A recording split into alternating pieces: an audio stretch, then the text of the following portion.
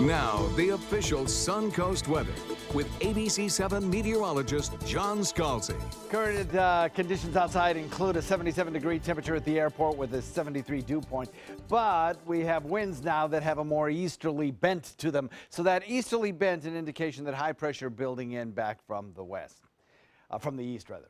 We're looking at temperatures that are generally in the mid-70s in inland areas. As you get closer to the coast, they're closer to the 80-degree mark. We'll watch that occur probably each and every day. An area of low pressure continues to spin around in the northern part of the Gulf waters, and that continues to drift towards the west.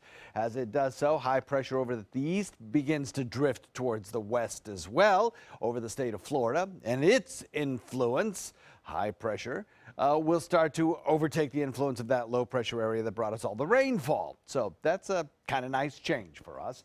I know a lot of people that I've seen out there have kind of said that they're ready for a little bit more sunshine, and I think that's what we're going to get. There is still one little piece of energy down to the south of us, and it is producing a little bit of light drizzle in parts of Charlotte County. But for the most part, the threat of heavy thunderstorm activity along the coastline that we have seen over the last several days, much reduced today. There's still got about a 20% chance that coastal regions could see a little bit of drizzle, maybe some patchy rain, but that rain chance is pretty small compared to what we have seen, and mostly it occurs down in Charlotte County. Rotunda seeing some rainfall right now, all of this gradually lifting to the north, but there's a tendency to die out, and a lot of what you're seeing there on radar is what we call virga. It is rain in upper levels of the atmosphere that kind of evaporates before it hits the ground. So it's only in the highest radar scans that you're seeing that showery activity, and only the lowest levels of radar return. So very light stuff. Good news.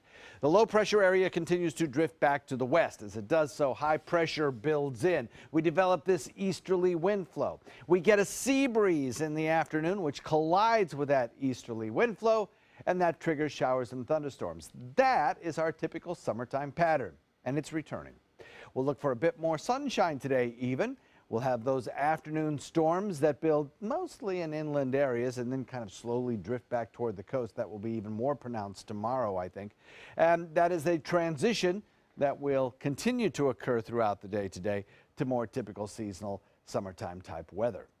The turquoise colors are the very high moisture content air, and it's beginning to erode away from the east to the west under the influence of that high pressure ridge building in. So if you look at the RPM computer model, you'll see a few scattered showers today. They generally move inland and try to return back toward the coast as they damper out.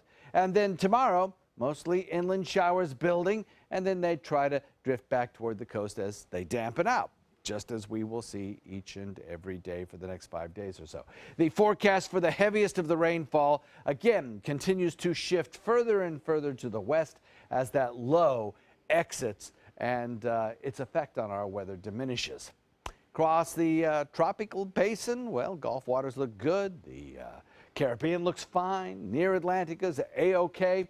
And even the far Atlantic shows no signs of any kind of development. So tropically speaking, I think for the next 4 or 5 days, everything looks good. South wind comes in at about 10 knots today, switching with the sea breeze to the southwest in the afternoon and evening at about 10 knots. And the forecast calls for a 40 to 50% chance of showers in the 7 days ahead, as opposed to that 70% chance almost any time that we started the week out